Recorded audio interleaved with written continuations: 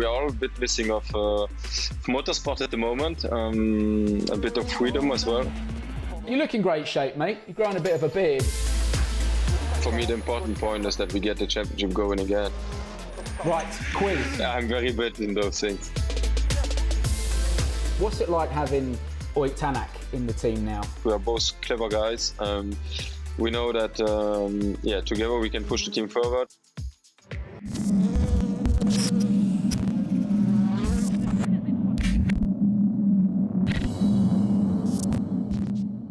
Hello and welcome to WRC Unfiltered. Now, normally I would be sat opposite my guests, but obviously under the circumstances we can't do that. But by the power of technology, I have Thierry Neuville with me. Thierry, listen, mate, it's great to see you. Thanks very much for giving us your time. First of all, and the most important question, I think, is how are you? How's your health? Yeah, the health is okay, to be honest, but we are all a bit missing of motorsport at the moment, a bit of freedom as well.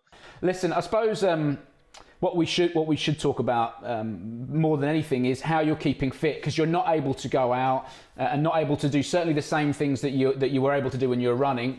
You look in great shape, mate. You're growing a bit of a beard, but how are you able to kind of keep fit and do do all your training? I mean, seriously, obviously, yeah, it's a very strange situation for everybody. We can't move around except to buy some necessary stuff to be able to survive. But other than this, we have a little terrace. We can do some exercise. But generally, it's not a lot of things to do. Sitting around, watching TV. We have a daughter which needs a lot of occupation, and it's for me as well a nice time to spend so many days in a row with her and my girlfriend Deborah. So we are enjoying the time, but on the other hand, it starts to get long, and for everybody who knows me knows that I can't really sit very long on the same place. But I'm able to go sometime out and have a little run around the block, but not more than this. So we also know that when the lockdown will be finished, there will be the time to do the necessary preparation again to be ready for the restart. The lockdown will finish probably in a couple of weeks, and then there will be still enough time before we are able to travel again and get back into the car. Let's talk about the year so far. Obviously, it has been postponed, let's say, for the time being, but currently third in the championship. Started out really, really well for you in Monte Carlo, winning there. What's been your general feeling of 2020 up to this point? Yeah, obviously, very great start into the season, and winning Monte Carlo was one of our targets since long. Obviously, as well, we had been close and we couldn't achieve. So we fought hard, and we were happy to kick off the season with 30 points. We had a challenging Rally Sweden, but for everybody, the rally was shortened. The snow was missing. Conditions weren't great for us being first on the road, but another good result for us. We're happy when we left Sweden still being in the lead, point equal with Elvin, and not to be opening the road in Mexico was great as well. Obviously, we were in a good fight for a good position up until the technical issue we got, the electronic issue, which pretty much stops us in our good rhythm. But we are still third in the championship, and nothing is over. Even we don't know when gonna be the season restarted, how many races gonna be left. Is there going to be a champion this year? Things are pretty unclear for the moment. Yeah, it's all up in the air for the time being. We'll talk about that in a minute. But sticking with the team and sticking with what's going on, what's it like having Ott Tanak in the team now? Because has it changed the dynamic at all? The world champion, he knows what he wants, doesn't he? What's that been like for you in particular? For the moment, we are coping very well together. That's our target. We are both clever guys. We know that, together we can push the team forward. It was, really interesting for me to work with him, especially in Mexico, because, he has the comparison of several other WRC cars and also those new generation WRC cars. So there's a lot of information he can bring back to the team. Stuff he could have tested with other teams, which we didn't test yet. Behavior of the car, which he can analyze better than I can, because I have driven Hyundai since 7 years, and the characteristic of the car was more or less similar, even though we have improved the car year by year and we have a very competitive car. There are obviously still areas we need to improve, according his comments, and there are areas where performance needs to be improved to be able to fight on a win on every rally. Do you think that off in Monte has gotten into his head a little bit? And I don't mean that in a disrespectful way, but you had that massive off in Chile, and it was a big accident. And then, you know, when you've got kids at home and you've got a home life and you're getting a little bit older, you know, and even Sebastien Ogier's admitted it sometimes. And Chris Meek, I had a great conversation with him about it, saying something just changes in you. You don't want it to change; it's just a natural thing. Do you think that that's potentially gotten into Oit's head a bit? I don't know. I'm not at that point yet, to be honest.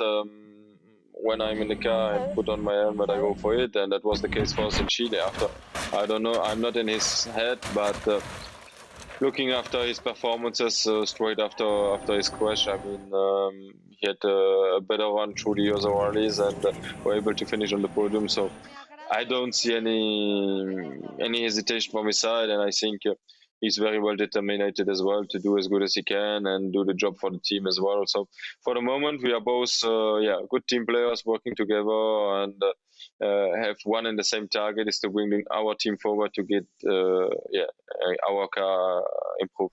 Let's talk about Sebastien Ogier, because I really want to get your opinion on how you think he's doing. In fact, the whole of Toyota, because they've obviously got Elvin and he's been really good, and Kalerov and Pera as well.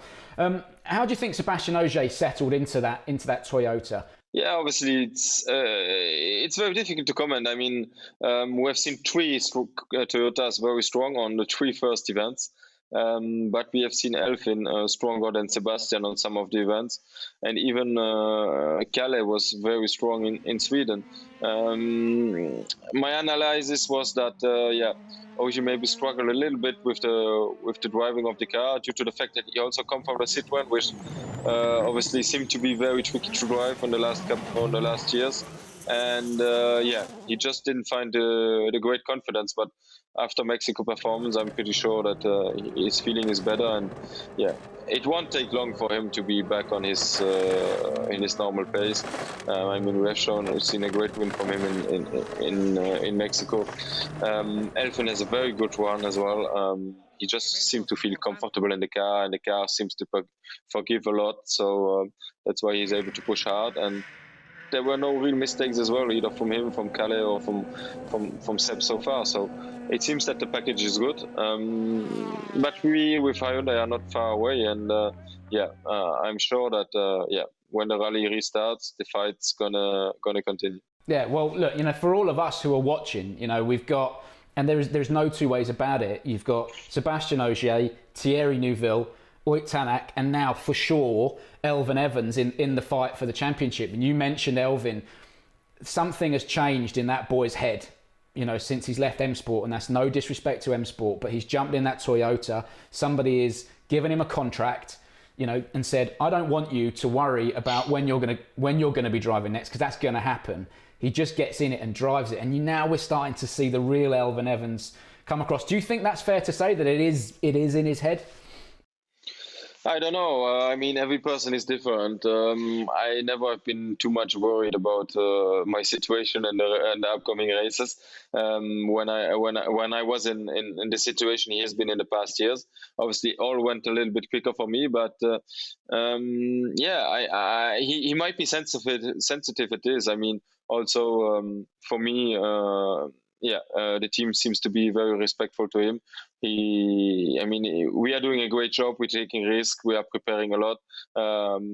He probably get now a payment as well, which is the minimum he needs as well to be relaxed when he's back home and know that everybody's safe and healthy, and he can take care about his family as well. I mean, he has two children as well, so now all these things are gone from his head, and he can really focus on his driving, and he has done great so far. But I think the most important is the car and the confidence he has in the car, and the driving style of the car with his driving styles matched perfectly together.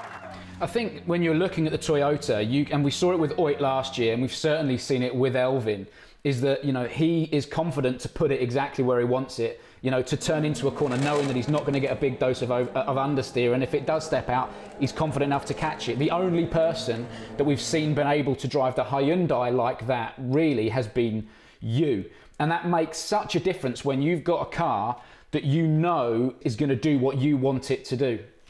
Yeah, I mean, that's true. And it looks like, I mean, in the past, I have driven other cars, and already in 2012, the Citroën was a tricky car to drive. When I went into the Fiesta, the car was very easy and was a gentleman car. I mean, everybody could have driven it already at a good speed. And in Hyundai, we have a good compromise. We have a car which sometimes is a bit more tricky to set up, but it is not so difficult to drive, at least for me. I mean, I don't know. It's all about compromise. Sebastien Loeb came into the team. He feels well in the car as well. Oit also adapted very quickly, but depending on his comments, it seems like there are points of improvements. And as I said, it was really interesting for me to have chats with him on the last couple of races as well, because there are things I've not experienced in my career yet. I stuck with the same team since a while, and we have a certain way of working, which obviously worked well because we've been manufacturer champion as well last year, and always in the fight for the title up until nearly the very last race. But there are different things we can improve, and I'm convinced that our team is going to find solutions. I want to talk to you very quickly about understeer, because the Hyundai seems to have a little bit more understeer. It's a bit more understeer prone than perhaps a Toyota, and you've always seemed to be able to drive around that issue, you know, and maybe even some drivers prefer a little bit of understeer. That's never been an issue for you. It doesn't seem to suit Oit at the moment. He can't dial into that. I mean, maybe I'm wrong, but it doesn't seem like he can't dial into quite the way the car is behaving underneath him. What happens when he's got that together? Yeah, I don't know. I mean, obviously, cars are built first of all by the engineers at the basics of the car, and then further we get the first drive and get some comments and try to improve the points we don't like. Obviously, in Hyundai, it has been a big point since the first ever WRC car was the understeer. We have improved a lot, but maybe we're still not there where we should be, where we wanted to be. So far, I mean, we are all going to the limit of the cars, and he's doing well. I mean, he has had some good stage times as well. Obviously, if we are able to solve this problem, I can go faster as well, because I'm also on the limit of the performance of the car most of the time. So, if we improve something, he might go faster, but me as well. Right, quiz. Are you ready? I'm ready. I'm very bad in those things. Well, we'll see, man. We'll see. What was the first car you ever competed in? Not WRC car, the first rally car.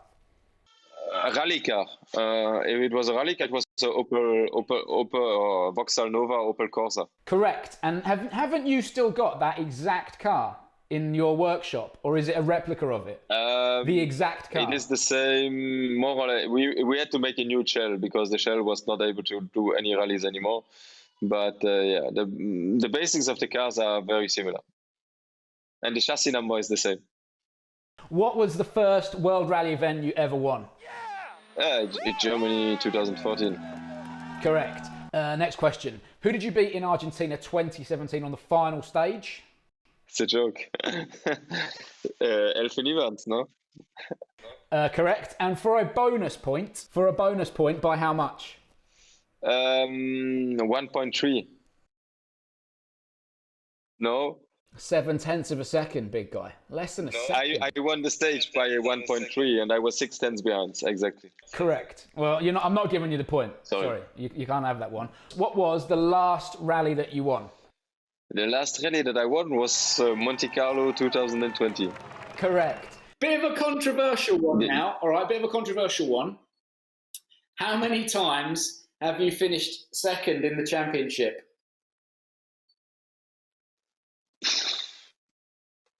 5, I think. Five, dude. Isn't that a record? Has anyone else finished second 5 times? Midfield was 4, wasn't he?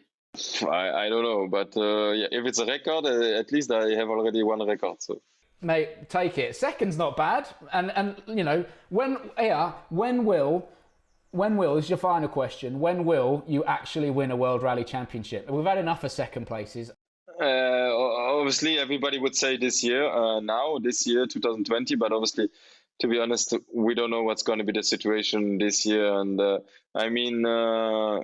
if there will be still a champion at the end of the year, depending on how many rounds will be left, it could be us. But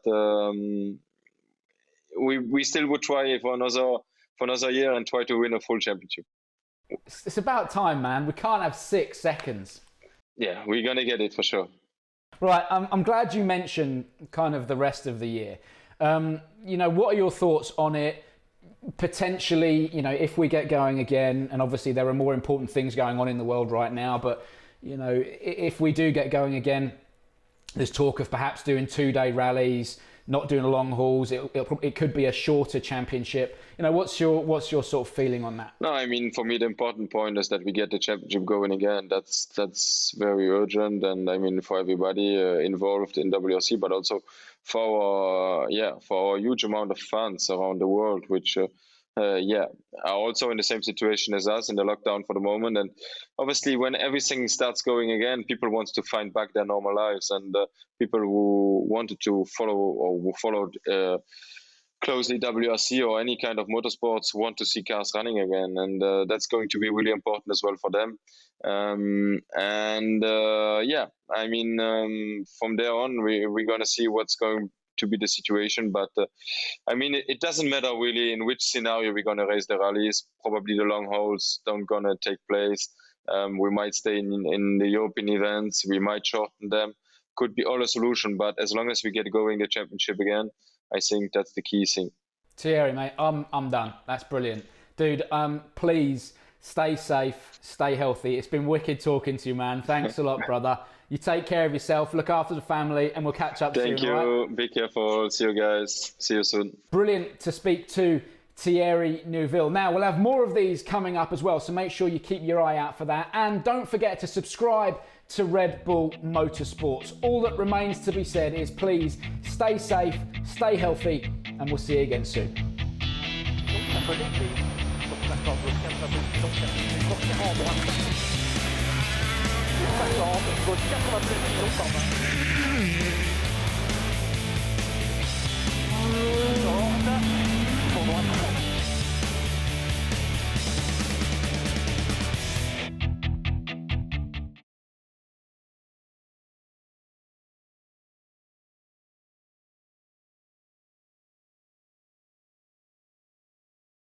Watch WRC Plus on all devices. WRC Plus, all live.